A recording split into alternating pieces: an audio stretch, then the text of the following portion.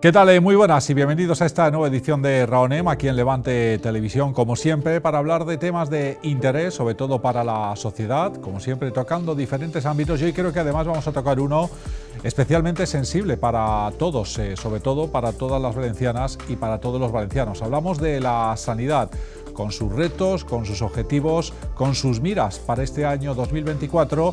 También, por qué no decirlo, para conocer un poquito más la realidad que ahora mismo viven todos nuestros sanitarios y sobre todo también, pues cómo podemos, yo creo que conocer de primera mano desde su prisma, desde su perspectiva, un poco más esa situación real. Y también yo creo que tener un poquito de empatía con los problemas que lógicamente también se suscitan cada día. Para ello, además, lo vamos a hacer yo creo que con una persona más que representativa desde este colectivo médico. Ella es Mercedes Hurtado, ella es la presidenta del Ilustre Colegio Oficial de Médicos de Valencia. Mercedes, ¿qué tal? Bienvenida y gracias por estar aquí en Raonem en Levante Televisión.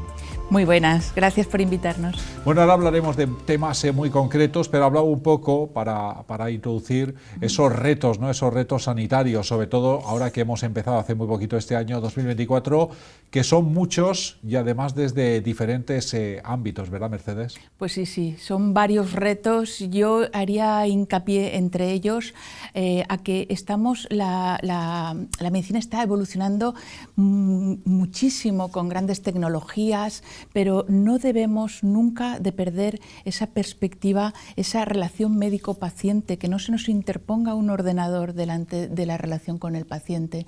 Hay que tener en cuenta que seguimos tratando enfermos, no enfermedades, gente que está enferma. Y hay que acompañarle, gente que sufre. Eso por un lado. Luego, por otro lado, otro punto a destacar son las agresiones que estamos sufriendo los médicos, que van incomprensiblemente en aumento. El tema del intrusismo en la profesión médica, que eso pone en riesgo la salud de la población. Luego, poner en valor esa atención primaria que está tan denostada, ponerla en valor desde las aulas en la universidad al MIR para que nuestros jóvenes la elijan y hacerla atractiva, porque es un pilar fundamental de nuestra sanidad, la atención primaria. Y luego también yo diría, esto es muy complicado, pero debemos esforzarnos entre todos y junto a los políticos también hago un llamamiento a hacer sostenible este sistema público que teníamos y que hace unos años estábamos tan orgullosos de él y que está realmente enfermo, yo diría que está en la UCI. Y también estar preparados para las crisis que nos van a venir. Hemos pasado una pandemia y vivimos en un mundo globalizado que seguro que van a venir más. Entonces hay que apostar por ese One Health que está ahora sonando ya, que es la salud global, salud humana, salud animal y salud medioambiental. Entonces, fíjese si tenemos puntos ahí. Sí que hay puntos, desde luego, en que focalizar.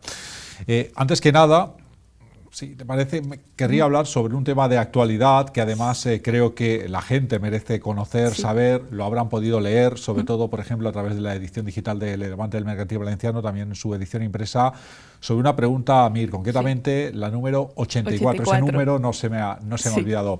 Para la gente, Mercedes, que nos está viendo, contextualizar un poco lo que ha ocurrido. A ver, es una pregunta muy desafortunada, que no aporta nada y que pone en el punto de mira a un médico de 50 años que está en la consulta, sobrepasado en la consulta.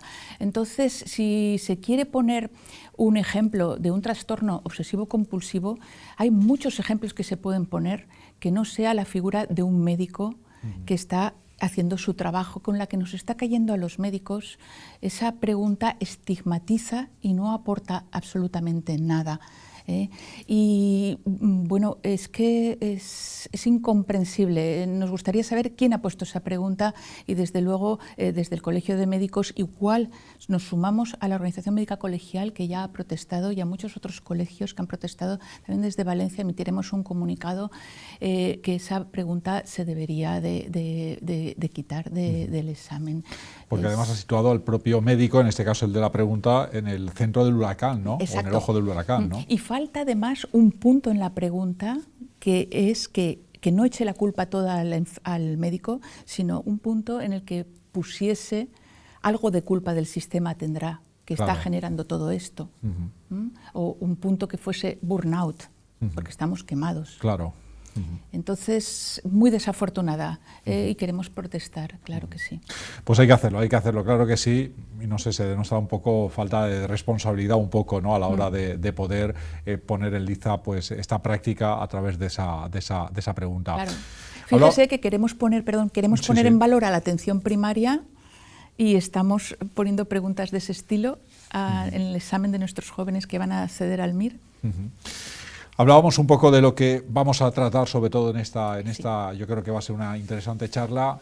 Hablaba de la atención primaria, ¿no? Ese colapso, ese atasco, como queramos llamarle, que genera lógicamente enfado en el paciente, pero que no hay que olvidar también la otra parte, que yo creo que sufre igual o más que el propio paciente enfermo cuando ve ese bloqueo, ¿no? Una situación que creo que hay que cortar de raíz y trabajarla desde dentro, ¿no? Sí, a mí me consta que nuestro conseller Marciano Gómez está trabajando en ello y desde luego hay que desburocratizar la atención primaria, que está llena de, ya no papeleo, sino programas de ordenadores y limitar los cupos de los pacientes. Es que en un acto se tiene que recibir al paciente, se le tiene que diagnosticar y se le tiene que poner un tratamiento. Señores, se necesita tiempo para eso. No se puede ir con el cronómetro, ¿no? Exactamente. Y bueno, todo esto es un caldo de cultivo para que esté todo el mundo nervioso. El paciente por la larga lista de espera, luego por la espera en la consulta, el médico porque está sobrepasado. Entonces, al final, y esto yo siempre lo digo, esto da lugar, es un caldo de cultivo también para las agresiones que están yendo en aumento. Pero nunca justifica una agresión, desde luego. El que la gente esté nerviosa no justifica que se agreda a la persona que está trabajando por tu salud. La medicina de familia, hay un dato, ¿no?, que se lo cuente, y es que cada año quedan plazas vacantes, ¿no? Sí. En el MIR. Claro, claro, es que si les ponemos preguntas como las que se ha puesto, claro, la 84, no, luego también uno se asusta. Se necesitan médicos de familia porque es la base de nuestro sistema. Sin él todo se cae como un castillo de naipes. Son los primeros que reciben al paciente. Entonces, son pocos, faltan y se están sacando más plazas MIR, pero no se está haciendo atractiva esa especialidad de médico de familia. Al revés, los jóvenes, ¿no?, se está denostando, y los jóvenes que van a acceder a la plaza MIR ven que los compañeros que han cogido medicina de familia están sobrepasados, están en huelgas, no quieren coger eso. Cuando es lo más bonito que hay, porque es la medicina integral, claro, y es ese médico de familia, de la familia. Que esto además yo creo que si hubiera una estadística se vería el descenso progresivo, ¿no?, de estos últimos años atrás, ¿no?, a lo que era antes el número de médicos de familia o el deseo de ser médico de familia. Exacto. ¿No? Y hay que fomentarlo, hay que hacerlo atractivo, esta especialidad, ya desde las aulas, en las universidades y luego en el MIR, pues no sé, eso es una cuestión, porque es muy lamentable que salgan las plazas y los compañeros prefieran volverse a presentar al examen MIR para sacar otra especialidad antes que coger esa. La de médico de familia. ¿Algo falla aquí? Desde luego que sí. Algo falla y además redunda en unas consecuencias muy graves que, por supuesto, yo creo que no tienen ninguna justificación. Lo comentaba, es el tema de las agresiones. Hay un dato, y es que en el pasado año, en el 2023, han aumentado las denuncias recibidas en casi un 50%. Es un dato abrumador. Y, de hecho, el colegio organiza cada año, ¿no?, un taller para autoprotección y prevención de agresiones en consultas, que me comentan que siempre se completan las plazas, ¿no? Sí, faltan plazas y lo organizamos para que nuestros compañeros aprendan un poco a gestionar cuando les viene un paciente agresivo, y cosas tan sencillas también como colocar la mesa de una forma que no tengas detrás una pared y puedas salir, no tener ningún objeto punzante encima de la mesa. Vamos, son unos talleres que están muy bien y que se llenan. Entonces, y tengo que decir que han aumentado un 50% de las agresiones, pero esas son las que se están denunciando. Porque hay muchos compañeros que se callan, eso es la punta del iceberg. Hay muchos compañeros que se callan. Entonces, y hay agresiones verbales, aparte de las físicas, y esto, vamos, no es tolerable. Y somos autoridad pública junto con desde hace unos años, creo que desde el 2015, junto con la policía y los bomberos. O sea, que está penada la agresión con cárcel. Yo no sé si existe el temor de que esto lo lleguemos, aunque suene abrumador, a normalizar, porque a mí me parece un detalle que, vamos, es inconcebible. Exacto. Yo muchas veces me pregunto, ahora que hemos cumplido los 125 años del Colegio de Médicos de Valencia, si los primeros presidentes de los cuales somos sucesores, por ejemplo, Adolfo Gil y Morte y el doctor Bartual, ¿qué pensarían ellos si supiesen que sus descendientes están haciendo talleres contra las agresiones, están siendo agredidos en las consultas? Yo creo que en el siglo XIX la figura del médico era otra cosa, claro, y no se atrevían a agredirlo. La verdad es que es incoherente alguien que te trata de ayudar, ¿no?, en tu salud, que además es lo más importante que tenemos cada uno de nosotros, tú lo puedas responder, sí, por medio de una agresión. Claro, sí. Es durísimo. Es que además no somos culpables los médicos de las largas listas de espera, la falta de medios, no somos culpables nosotros. Al final estás en el escudo, ¿no?, un poco, y en primera, sí, línea, ¿no?, como se suele decir. Claro. Hablaba Mercedes antes del intrusismo. ¿Es una, sí, práctica que se da demasiado, sí, en la medicina? Se da, y sobre todo en ciertas especialidades como la medicina estética, ¿no? Ahí hay muchísimo intrusismo. Entonces esto es muy grave porque pone en peligro la salud de la población. Y eso es una de las misiones fundamentales de los colegios de médicos. Nosotros tenemos un registro de los médicos, de la especialidad que tienen, que está cotejado a nivel nacional y con el Ministerio y a nivel del Consejo General de Médicos de toda España. Entonces, que si cualquier persona de la población tiene dudas de que se le está atendiendo en una auténtica clínica o por un médico, pues que se ponga en contacto con su colegio de médicos, porque ahí podemos certificar que sí o que no y denunciarlo. Y con esto también tenemos una gran labor con la ABACU, que es la Asociación Valenciana de Usuarios y Consumidores, que también nos ayuda mucho cuando detecta casos de intrusismo, porque va la vida en ello. Totalmente, porque un mal diagnóstico de una persona no cualificada, no profesional, puede ser muy negativo, ¿no?, para una persona. Exacto, y los destrozos estéticos. Claro, se da sobre todo en el sector de la medicina estética. Sobre todo en el sector de la medicina estética hay muchísimo intrusismo. Desde el lado del paciente, el proceso, lo digo para la gente que nos esté viendo y pueda tener cualquier duda o inquietud, ¿no?, de saber, hoy realmente me está tratando a alguien que es un profesional o no, el medio siempre es a través del colegio. Y que llame al colegio de médicos, que allí se lo certificamos, los datos, se lo ¿no? Entiendo. Los datos, sí. Claro. Y de ahí se puede proceder ya a la denuncia. Ajá. Bueno, pues habrá que ver, ¿no?, si esto realmente es, la gente lo pone en lista. ¿Tenéis constancia de que cada vez más el paciente usa esto? Sí que nos llegan denuncias y nos llegan, sí. Porque sí. Tenemos una comisión de intrusismo dentro del colegio. Para esto, ¿no? Y un gabinete jurídico. Sí, entiendo que es una parte también muy didáctica para todas las personas, ¿no?, que en este caso podemos ir a una consulta, ¿no? Hay otra figura que destacaba yo, hablábamos antes del médico de familia, es el médico rural, ¿no?, el médico del pueblo, el médico de toda la vida para muchos, ¿no?, que además lo conocen con su nombre, ¿no? Una figura, yo creo que también hay que cuidar, ¿no? Sí, ese era el médico de la familia y además a lo mejor de generaciones de las familias, de los pueblos, y ese era el gran olvidado. De ese reconocimiento estamos muy orgullosos porque fue esta junta directiva la que en el 2015 lo implantó, este reconocimiento, porque el Colegio de Médicos tenía el reconocimiento a la trayectoria profesional que se da junto con el ayuntamiento, y era un reconocimiento pues a grandes catedráticos, grandes figuras de la medicina, pero luego ese trabajo de ese médico querido por el pueblo había quedado un poco olvidado. Y entonces, junto con la Diputación de Valencia, pues se puso este reconocimiento a los médicos de pueblos pequeños, que son muy queridos por todos los habitantes del pueblo y que hacen su labor supliendo muchas veces la falta de medios técnicos con su vocación y con todo su carisma. Son personas emblemáticas, ¿no? Diría yo, carismáticas, ¿no? Es más complicado ser médico en una zona rural pequeña que en una gran urbe, ¿o es diferente? Y a ver, todo es complicado, la medicina es muy complicada. Piense que para llegar a médico y médico especialista pasan 6 años de carrera, más luego aprobar un examen MIR, más luego 4 o 5 años de especialización. Es que es muy duro y cuidamos la salud y la vida y se salvan vidas. Entonces, todo es complicado.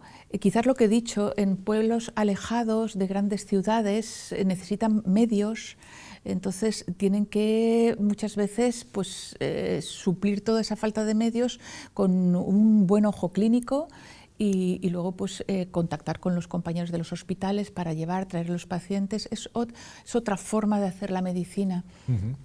No sé si existe, se me ocurre ahora mismo, hemos visto a nivel social, ¿no?, demográfico, que ciertos pueblos incentivan el hecho de que pueda acudir generaciones más jóvenes para reflotar un poco la población de pueblos que están en riesgo de quedarse sin gente. ¿Ocurre esto de que hay profesionales que se niegan a ir a estos pueblos o son más reacios a acudir a un pequeño pueblo? Sí que lo es, y desde luego eso tiene un nombre que son áreas de difícil cobertura. Entonces se está intentando incentivarlo, y esto me consta que la Consellería está en ello, pues pagando más o haciendo que cuente más el estar trabajando en un pueblo a nivel de currículum o de puntuaciones. Porque claro, la gente, los jóvenes ahora que acaban también muchas veces pues quieren quedarse en un gran hospital, el atractivo de la tecnología y todo esto, y son reacios a irse a un pueblo perdido, lejos de la urbe, donde tienen todos los... y son áreas de difícil cobertura.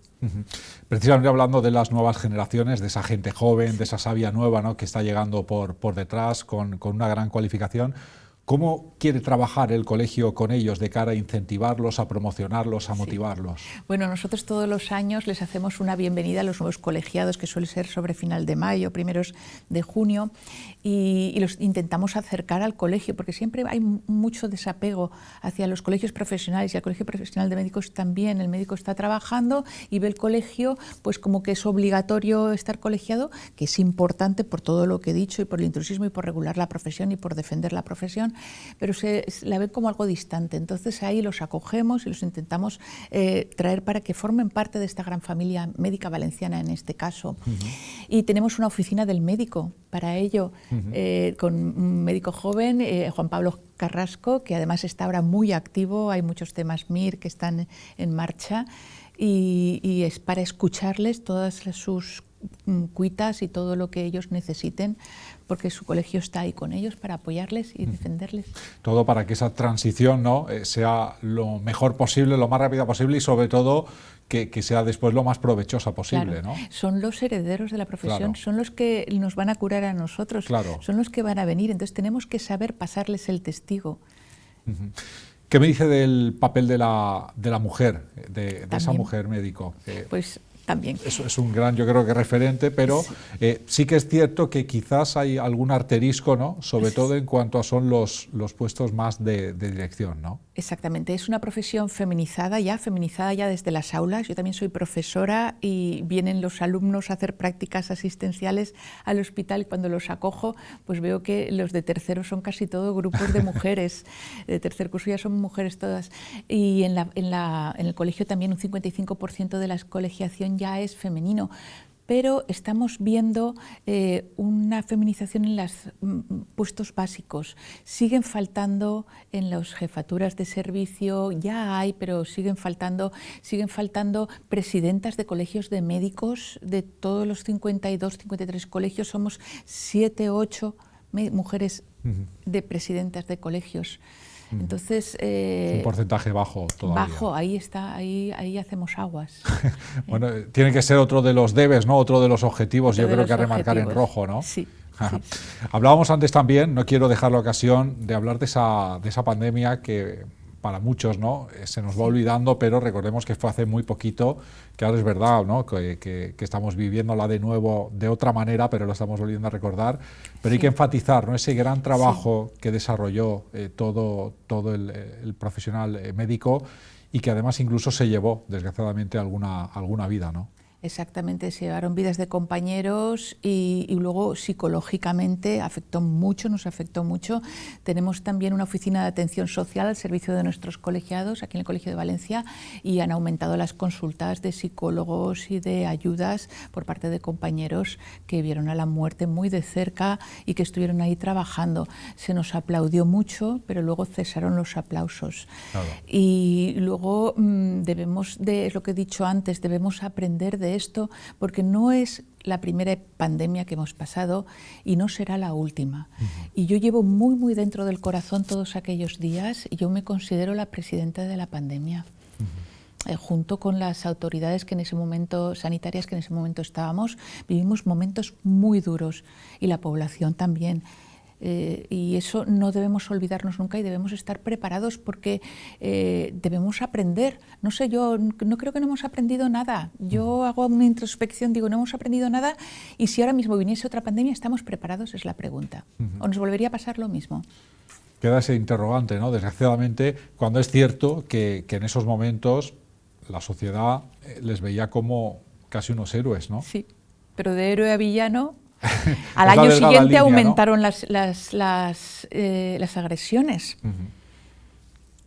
Es la injusticia de estas cosas, ¿no? Y yo creo que coincido, ¿no? Hay que hacerse esa reflexión de si estaríamos preparados o no para poder afrontarlo de una mejor manera, ¿no? Sobre todo por parte de los que no somos médicos, ¿no? Y de todos, y la población general, las autoridades sanitarias, salud pública, epidemiólogos, todos. Vamos a ir acabando, pero le quería preguntar sobre otros detalles, yo creo que un poquito más agradables, porque, por ejemplo, se celebró el 125 aniversario, ¿verdad?, de una institución como el Colegio de Médicos, una cifra y yo creo que en ese caso aniversario más que especial, ¿no? 125 años que se dicen pronto, ¿no? Sí, es un orgullo pertenecer a esta familia más que centenaria ya, 125 años. En el 29 de diciembre del año 1898... Como diría que él ya ha llovido, ¿no? Exacto, ya ha llovido. Adolfo Gil y Morte firmó como primer presidente del Colegio de Médicos de Valencia la primera acta de la Junta Directiva. Le siguió el doctor Bartual y muchos insignes médicos que casi todos tienen calles o pasajes aquí en Valencia en reconocimiento a ellos.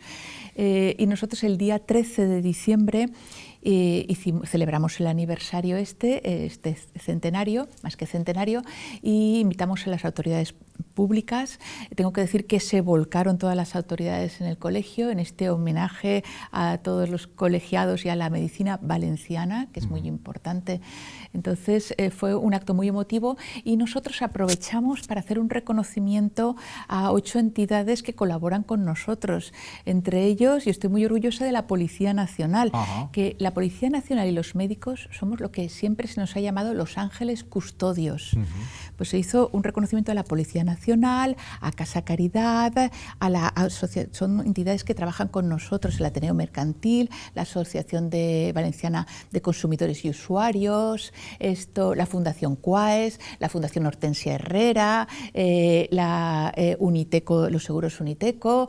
No quiero dejarme a nadie de memoria ya es bastante. Pero son todas todos los que colaboran con el Colegio de Médicos y con los médicos valencianos, que nosotros les quisimos también hacer un reconocimiento en ese día tan especial y que cumplamos muchos más. No lo veremos, claro que sí, pasaremos la antorcha. Seguro que así será. No quiero olvidar también ese premio, certamen médico, ¿verdad?, el doctor Vicente Guillem, que se enroló junto al Ayuntamiento de Valencia, ¿no? Una figura, un oncólogo además con una cualificación y una experiencia, ¿no?, de casi 50 años, ¿no? Sí, 40 y tantos años, en el IVO. Vicente Guillén. Fue el reconocimiento a toda la trayectoria profesional que damos con el ayuntamiento y que este año pues volvió a haber una mujer alcalde. Es verdad, con la figura de María José Catalá.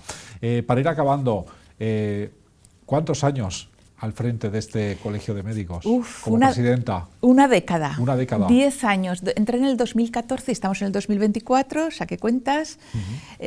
Son una década y 3 elecciones. La primera elección en el 2014 y 2 reelecciones. Luego algo quiere decir que algo debemos estar la Junta haciendo bien, que los colegiados nos siguen votando. Y yo, bueno, es como la película esta de Lo que el viento se llevó. A Dios pongo por testigo que he hecho todo lo posible por representar a mis compañeros y a la profesión médica, y lo voy a seguir haciendo lo que me quede. Y estoy encantada.